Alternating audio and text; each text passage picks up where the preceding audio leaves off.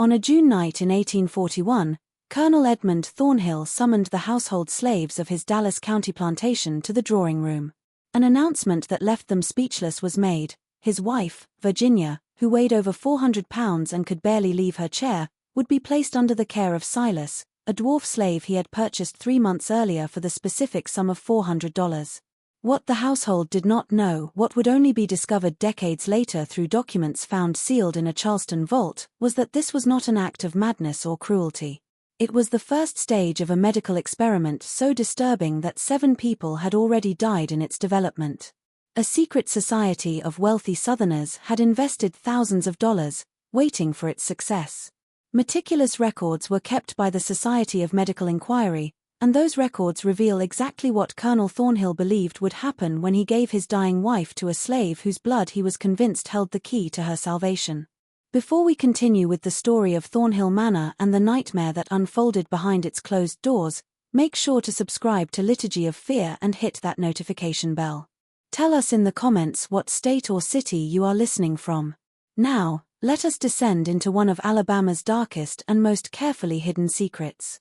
What happened in the weeks following that announcement would shock even the colonel himself, and the truth would be buried for generations. To Dallas County in late February 1839, Colonel Edmund Thornhill returned. His left arm was stiff from a Creek warrior's tomahawk that had shattered bone at the Battle of Horseshoe Bend 25 years prior. The wound had never properly healed, leaving him with a morphine dependency that local physicians whispered about in private and a permanent reminder of Andrew Jackson's campaign. At 52, Thornhill carried himself with the rigid bearing of military discipline, his grey eyes perpetually narrowed as if surveying enemy territory. His plantation, inherited from his father-in-law after the old man's convenient death from apoplexy in 1837, sprawled across 1,800 acres of prime cottonland along the Alabama River.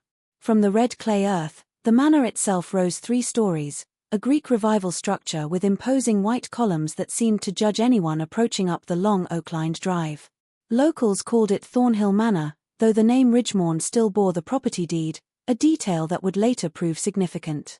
The house contained 23 rooms, most of which remained closed and unused, their furniture draped in white sheets like shrouded corpses.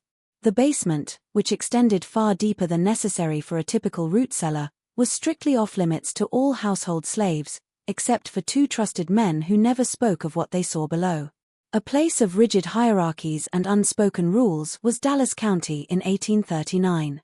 The county seat of Cahaba, situated at the confluence of the Alabama and Cahaba rivers, had briefly served as Alabama's state capital before flooding drove the government to Montgomery.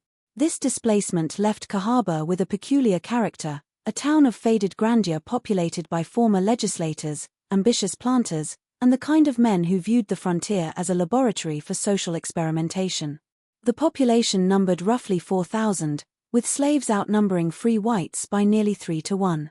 Cotton was king, but beneath the genteel veneer of plantation society, darker currents flowed.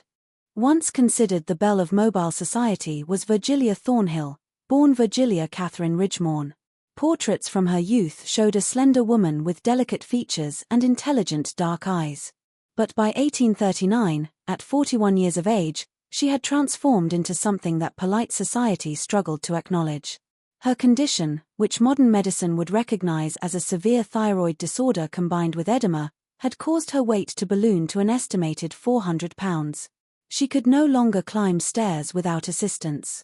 Her breathing, especially in Alabama's suffocating summer humidity, came in labored gasps that could be heard throughout the manor's first floor. What made Virgilia's situation particularly tragic was her mind, which remained as sharp as ever, trapped inside a body that betrayed her with every movement. In a specially reinforced chair in the drawing room, she spent her days, surrounded by medical texts that she read voraciously, desperately searching for some explanation, some cure for her condition. From distant politeness to something that servants whispered resembled clinical fascination, her husband's attitude toward her had transformed. He watched her the way a naturalist might observe a specimen, taking notes in a leather journal he carried everywhere. The household staff consisted of 19 slaves, most of whom worked the fields and lived in the quarters behind the main house. But 6 house servants witnessed the peculiar dynamics of the Thornhill marriage firsthand. There was Esther, the head cook, a woman in her 50s whose scarred hands testified to years of labor. Her daughter, Celia, served as Virgilia's personal attendant, a position that required discretion and blind loyalty. Two brothers, Marcus and Isaiah, maintained the grounds and served as the colonel's personal attendants, their faces carefully blank whenever they assisted him with his late-night trips to the basement. An older woman named Judith managed the household's daily operations with quiet efficiency, and a young girl named Penny, no more than 12, cleaned the upstairs rooms and was instructed never to enter the colonel's private study.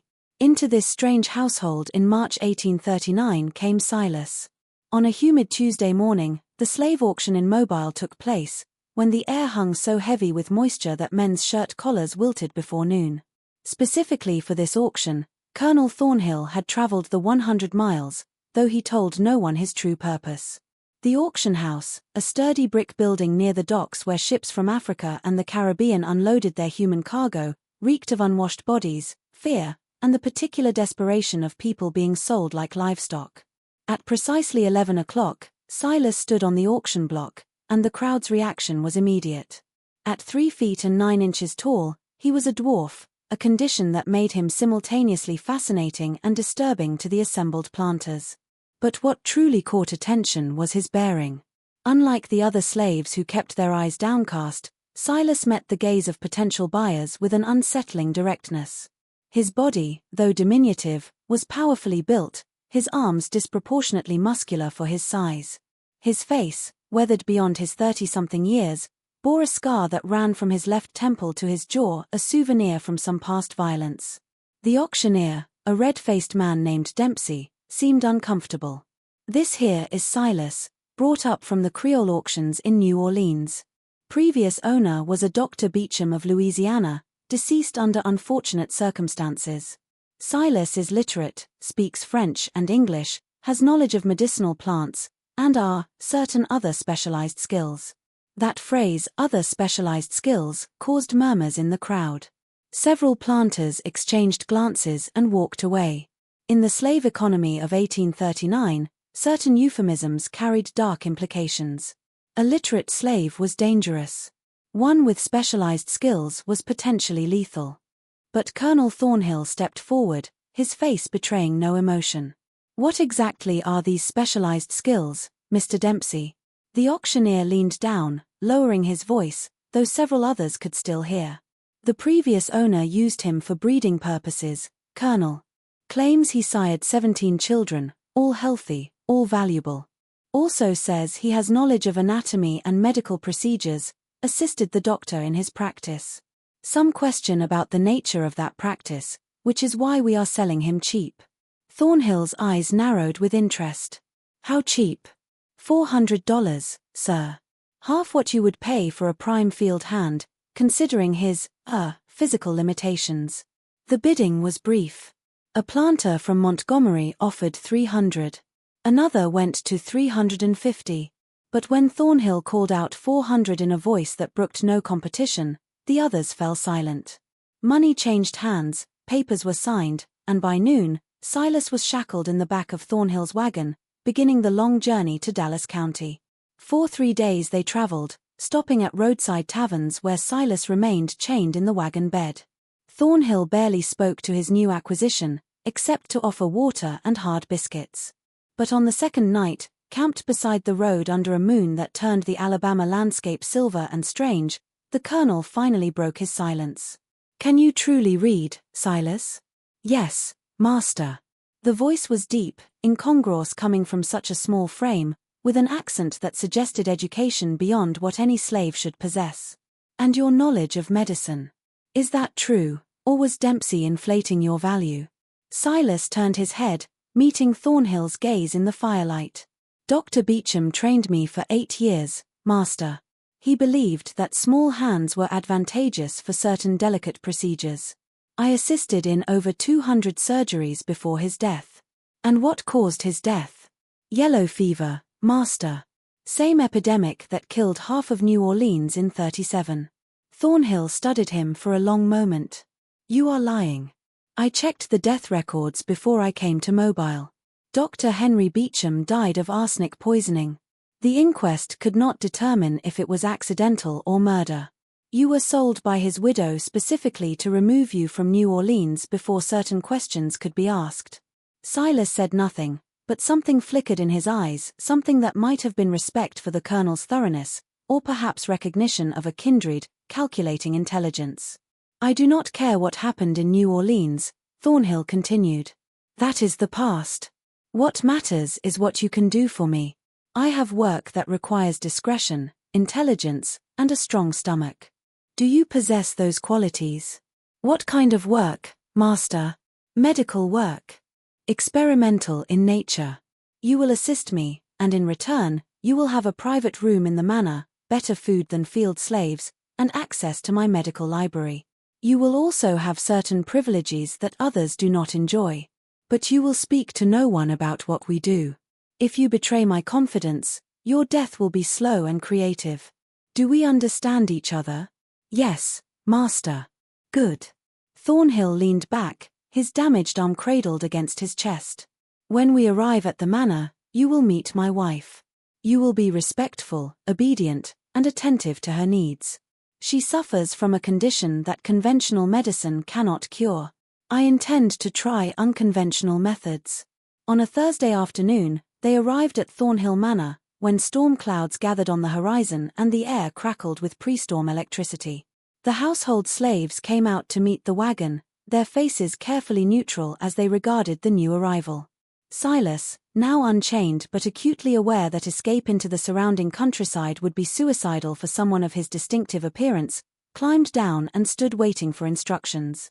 In the drawing room, Virgilia Thornhill received him, seated in her reinforced chair near the window where afternoon light illuminated her with cruel clarity.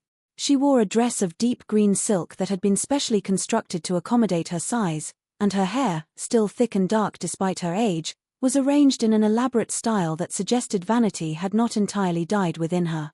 "So this is the one," she said, her voice surprisingly melodious. She studied Silas with the same clinical detachment her husband had displayed. "Come closer. Let me see you properly." Silas obeyed, stepping into the light. At his height, he was almost at eye level with Virgilia, despite her seated position. She reached out and took his chin in her hand, turning his face side to side, examining him like a horse buyer checking teeth. "Edmund says you have medical knowledge." "Yes, mistress." "And breeding capabilities." Her tone was matter-of-fact, discussing him as one might discuss livestock genetics. 17 children, I am told. All healthy. So I have been told, mistress. I never met most of them. They were sold shortly after birth. Something flickered across Virgilia's face, an emotion too quick to identify. Of course they were. That is the nature of our peculiar institution, is it not? But we are not interested in children, Silas. We have other goals. My husband has explained nothing to you, I assume. No, mistress. Typical Edmund. He enjoys his mysteries. She released his chin and sat back, her breathing labored from even that small exertion. I am dying, Silas. Slowly, yes, but inevitably. This body is destroying itself, growing larger and weaker with each passing month. Conventional doctors offer leeches and mercury, prayer and resignation. But my husband and I believe there are other possibilities. Older knowledge, experimental procedures, methods that the medical establishment considers unethical or even heretical. Colonel Thornhill entered the room, his boots clicking on the polished floor. That is enough for now, Virgilia. Silas needs to see his quarters and understand his duties before we discuss theory. Theory? Virgilia laughed, a sound that dissolved into coughing. Is that what we are calling it, Edmund? How delightfully academic. Thornhill's jaw tightened. Celia, show Silas to the small room off the kitchen. He will take his meals with the house staff and attend me in my study each morning at 6 o'clock sharp. Silas, you are dismissed. But as Silas followed Celia out, he heard Virgilia's voice, lower now, speaking to her husband. He is perfect, Edmund. Exactly what we need. When do we begin? Soon, my dear. Very soon. The room Silas was given had once been a pantry, barely large enough for the narrow bed and small table it now contained. But it had a lock on the inside, a luxury no field slave would ever know, and a window that overlooked the kitchen garden. More importantly, it was near the basement door, and in the nights that followed, Silas would lie awake listening to sounds that drifted up from below, footsteps, muffled voices, and occasionally a sound that might have been crying or might have been something else entirely. Simply enough, his duties began. Each morning he attended Colonel Thornhill in the study, a room lined with bookshelves containing volumes on medicine, anatomy, natural philosophy, and subjects more obscure. Thornhill would dictate notes while Silas wrote in a clear hand, documenting observations about Virgilia's condition, her weight measured on a special scale brought from Mobile, her food intake carefully monitored, her breathing patterns, the swelling in her ankles, the quality of her sleep. But there were other notebooks, 2 older ones that Thornhill sometimes consulted but never let Silas touch. Their leather covers were stained with substances that might have been ink or might have been blood. And the glimpses Silas caught of their contents showed anatomical drawings of a precision and detail that suggested first-hand observation of a disturbing nature. "You are wondering about my methods," Thornhill said one morning, catching Silas staring at one of the closed notebooks. "That is natural. Curiosity is the mark of intelligence. But you must understand something, Silas. Medicine, as it is currently practiced, is barbaric. Leeches and laudanum, prayer and ignorance. The human body is a machine. Complex, yes, but ultimately understandable. The ancients knew this. The Egyptians, the Greeks, they studied anatomy through direct observation. But then came the dark ages of Christian morality, where touching a corpse was sin and knowledge was heresy." He pulled down one of the older volumes, its pages yellowed with age. "There are men in Europe, even now, who understand that progress requires sacrifice, who recognize that some knowledge can only be gained through methods that society considers immoral. I studied with one such man in Charleston before the war, Dr. Nathaniel Rutledge, Constance's father. He taught me that the boundaries between life and death, health and disease, are more fluid than we imagine. That with the right techniques, the right understanding, we can transfer vitality from one vessel to another." Silas kept his face carefully neutral. "Transfer vitality, master? Have you never wondered why some people thrive while others waste away? Why a child can survive injuries that would kill an adult? Or why some bloodlines seem cursed with illness while others flourish? It is not God's will, Silas. It is biology, and biology can be manipulated."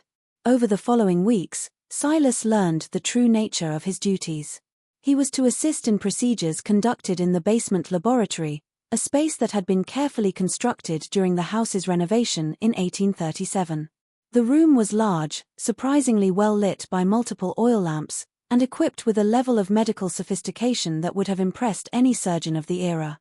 There were examination tables with leather restraints, cabinets containing surgical instruments of gleaming steel, glass containers holding specimens preserved in alcohol, and an entire wall of detailed anatomical charts.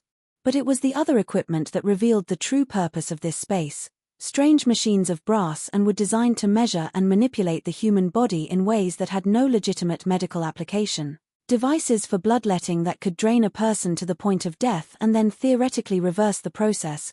Complicated systems of tubes and pumps that suggested transfusion or something even more disturbing.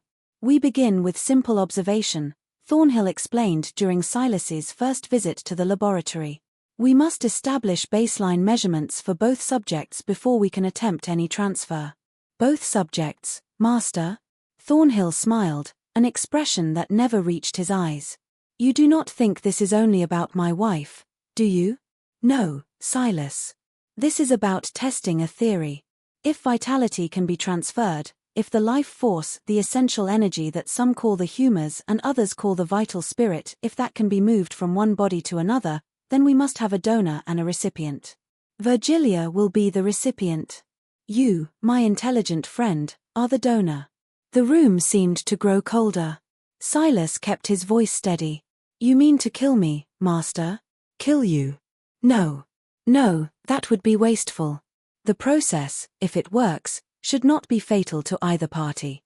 Dr. Rutledge's research suggested that vitality could be shared, transferred in measured amounts like blood in a transfusion. You will be weakened, certainly, but you will recover, and the process can be repeated. Think of it as donating blood, but instead of blood, we are transferring something more fundamental. And if it does not work, then we will have learned something valuable, and we will try again with modifications. Science, Silas, is built on failure. Each unsuccessful attempt brings us closer to success. What Thornhill did not say, what Silas understood with cold clarity, was that modifications likely meant testing on other subjects. And suddenly the question that had been haunting him since Mobile gained terrible significance. What happened to the 7 other dwarfs who had disappeared from auction records across the Deep South? That night, alone in his small room, Silas made a decision. He would play along, learn everything he could about Thornhill's experiments and the network that supported them, and he would find a way to survive. He had survived Dr. Beecham's medical practice in New Orleans, survived long enough to ensure the man died choking on his own vomit after Silas had carefully doctored his evening cognac with the right combination of emetics and toxins. He would survive this, too. But as he lay in the darkness, listening to footsteps descending to the basement laboratory, listening to Virgilia's labored breathing as she was helped down the stairs by Celia and Marcus, Silas wondered how many others had lain in similar rooms in similar plantations across the South, making similar plans that never came to fruition. The experiments were about to begin, and with them, a descent into horror that would make Dr. Beecham's crimes seem almost merciful by comparison. 3 weeks after Silas's arrival, a visitor came to Thornhill Manor. On a Wednesday morning when the smell of magnolia blossoms hung thick in the air, Dr. Constance Rutledge arrived in an elegant black carriage. At 57, Rutledge was tall and rail-thin, with a beard gone nearly white and eyes of such pale blue they seemed almost colorless. He carried himself with the authority of a man accustomed to deference, and the household slaves instinctively lowered their gaze when he passed. Silas, observing from the kitchen window as he helped Esther prepare the noon meal, noted the wooden cases that Marcus and Isaiah carefully unloaded from the carriage.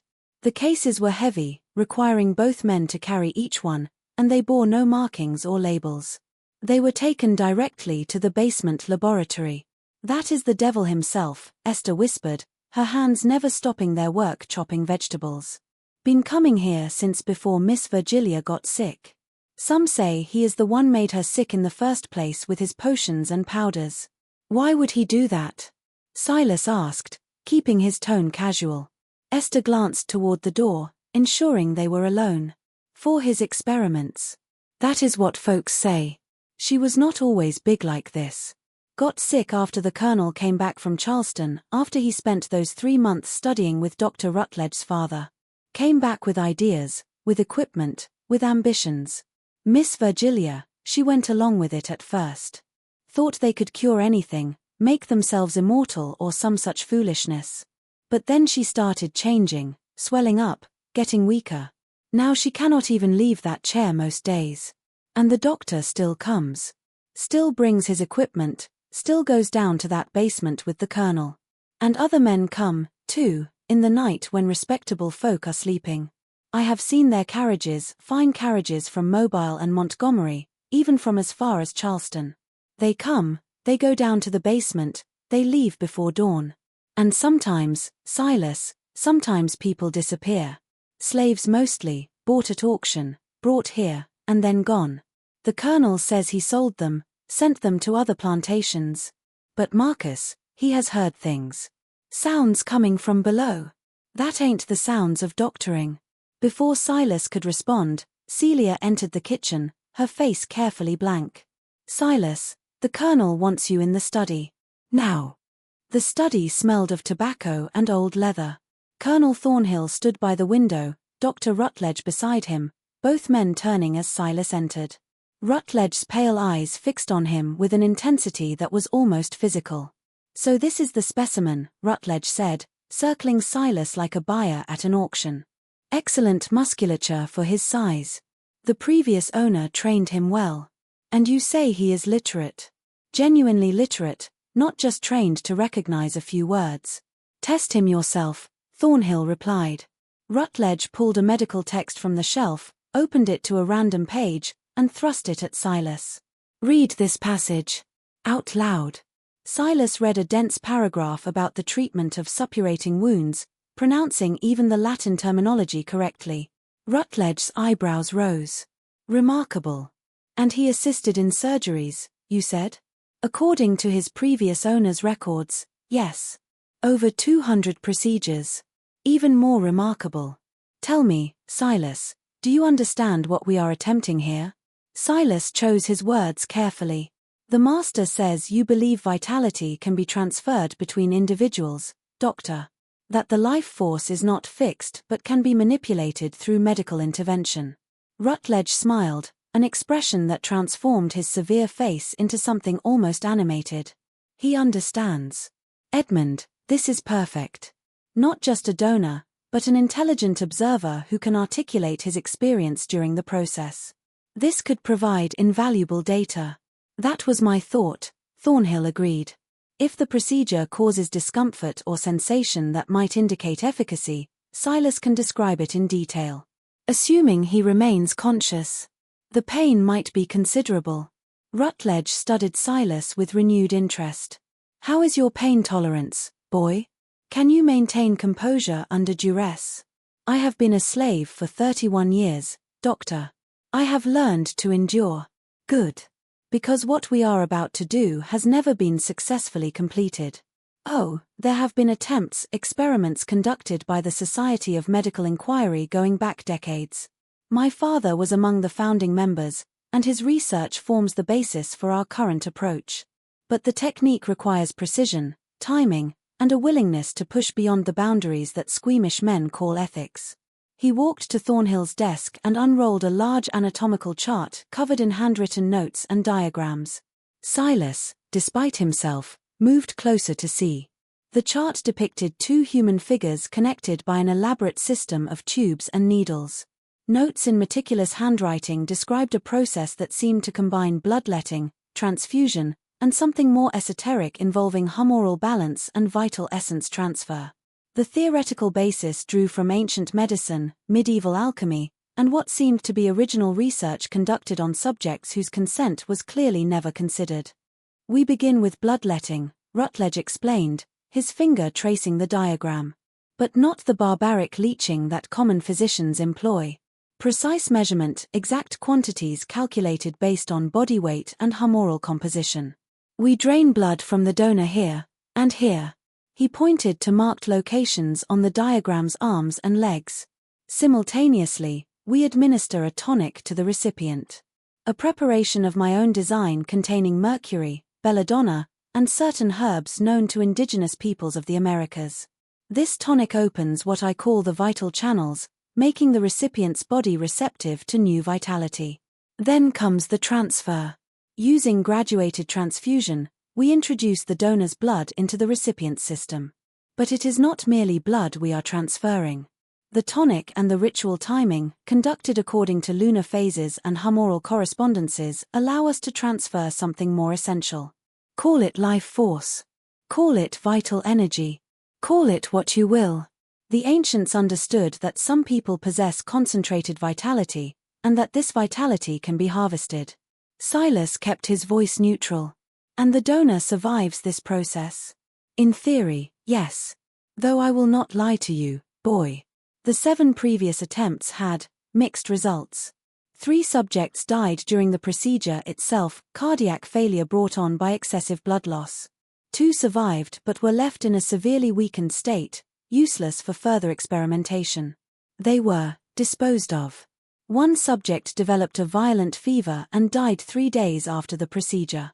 And 1, most interesting, seemed to survive relatively intact, but developed a peculiar madness, claiming he could feel pieces of himself living inside the recipient. He had to be put down before he became dangerous. Encouraging odds, Silas said dryly, earning sharp looks from both men. Rutledge laughed. He has spirit. I like that. Spirit means strong vitality. Edmund, he will make an excellent donor. But we must be careful. The Society has invested considerable resources in this research, and they expect results. Success here could lead to breakthroughs that will transform medicine. Imagine a world where the young and vital could extend the lives of the wealthy and wise. where senators and presidents need not fear age or disease because they have access to renewal through controlled transfer. The implications for society are staggering. When do you wish to proceed? Thornhill asked. The new moon is in 6 days. That provides optimal conditions according to the humoral calendar. We will need the recipient prepared, the donor prepared, and absolute privacy. No household slaves can know the exact timing or witness the procedure itself. Can you ensure discretion? Marcus and Isaiah are loyal.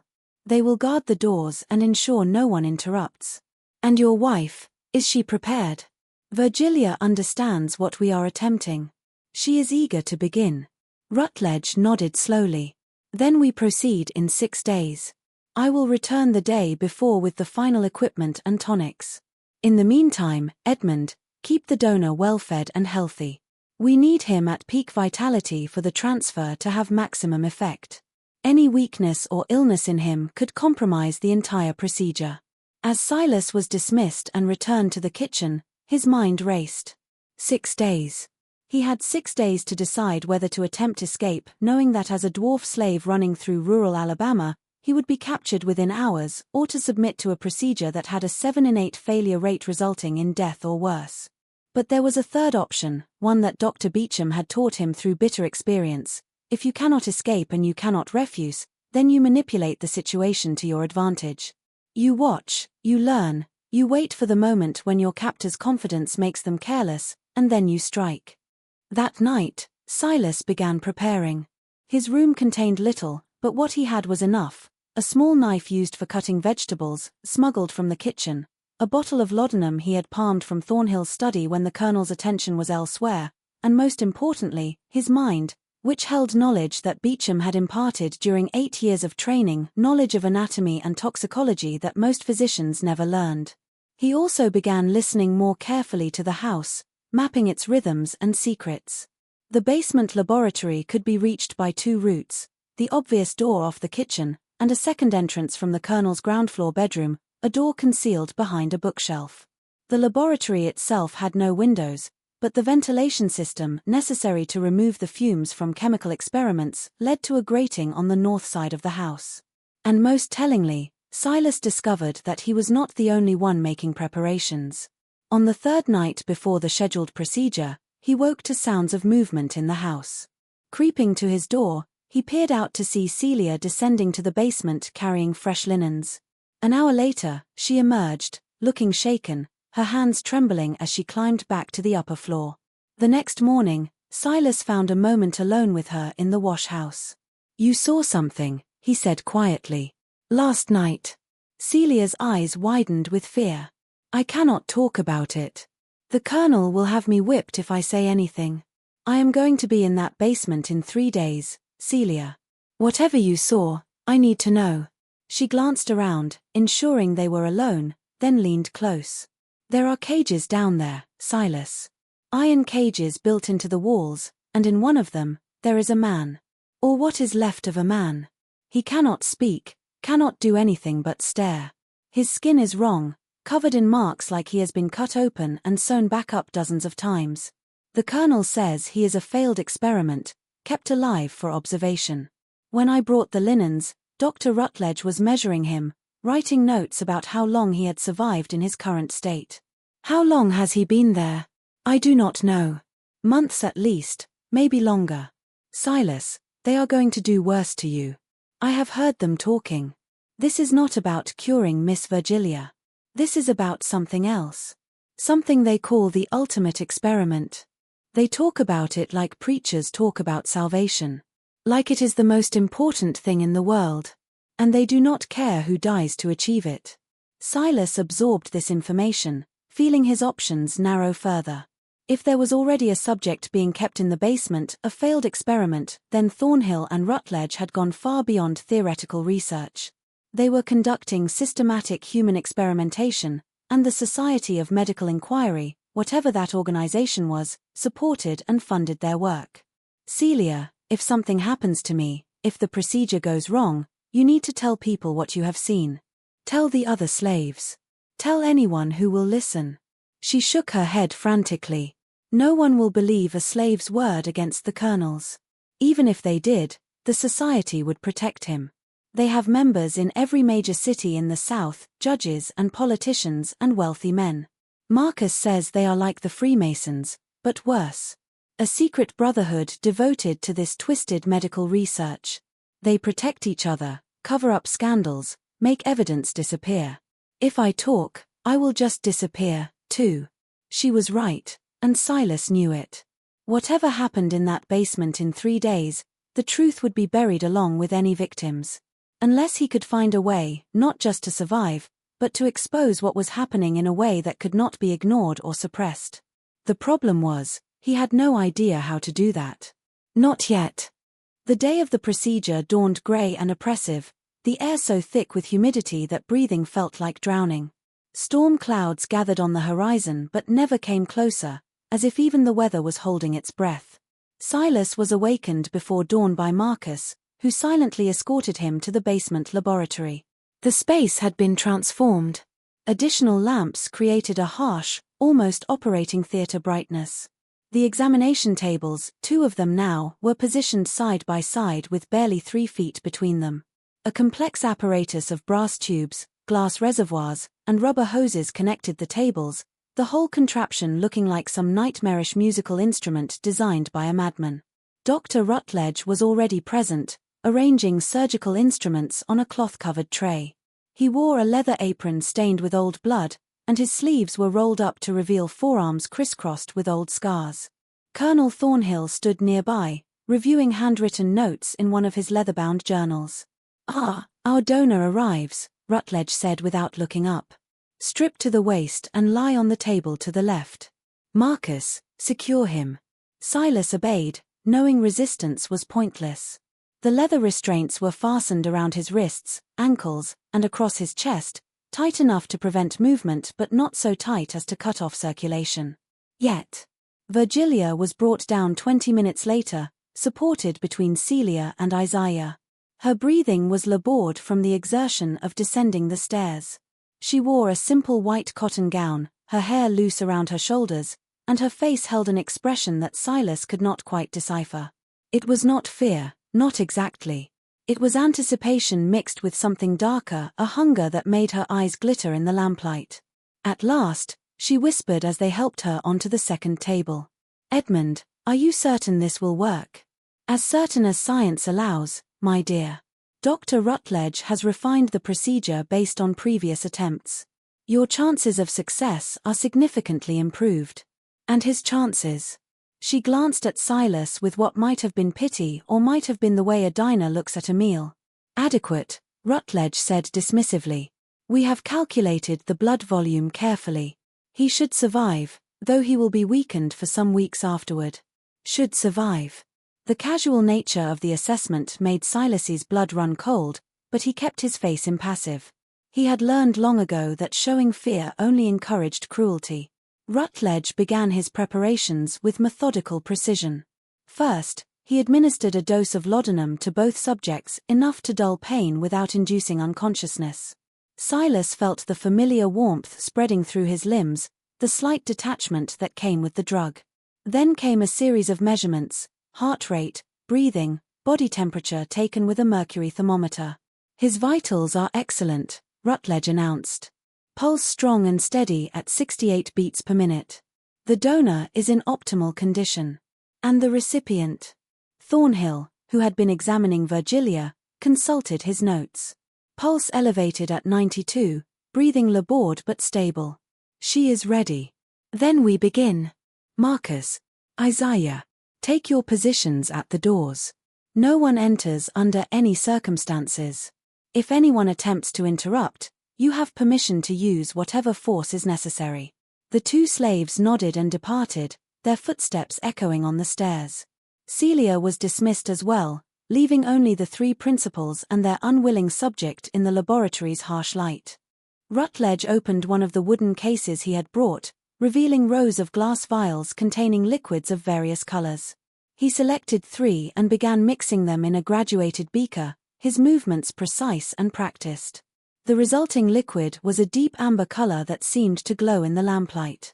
"The tonic," he explained, though Silas suspected he was speaking more for his own satisfaction than for any educational purpose. 40 grains of mercury in suspended solution, extract of belladonna, carefully measured to expand the vital channels without inducing fatal arrhythmia, and a tincture derived from a plant the Cherokee call ghostweed, which opens the boundary between physical and vital forces. He approached Virgilia first, holding the beaker to her lips. "Drink it all, my dear.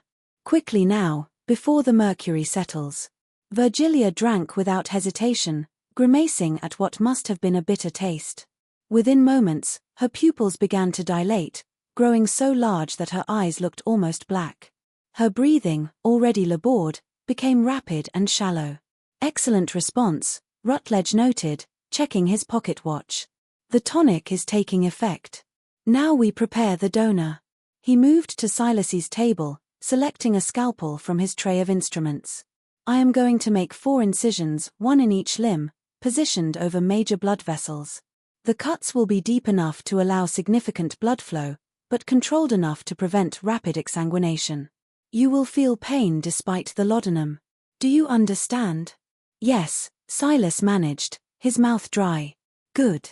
Try not to thrash. The restraints will hold you, but excessive movement could cause the incisions to tear irregularly, which would complicate the procedure." The first cut, in the crook of Silas's left arm, felt like a line of fire drawn across his skin. Despite the laudanum, the pain was immediate and intense. He bit down hard, refusing to cry out. The second cut, in his right arm, was worse because he knew it was coming. Blood flowed freely from both wounds, channeled by metal guides into